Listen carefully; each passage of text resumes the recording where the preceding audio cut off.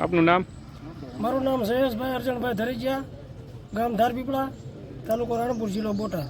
જયેશભાઈ, આપના કયા પક્ષમાંથી ફોર્મ ભર્યું છે?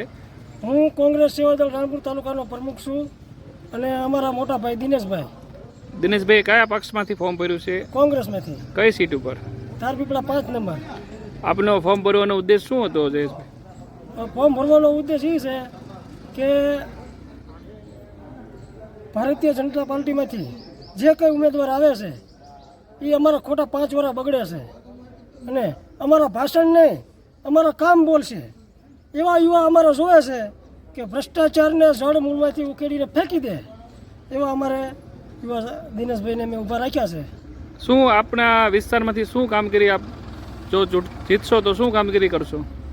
જો આ ચૂંટણી અમે જીતશું તો ગામમાં સારા રોડ, રસ્તા, પાણી, લાઇટ આવી બધી સુવિધા અમે કરી દઈશું. સહકાર, પબ્લિકનો સહકાર આપની સાથે છે?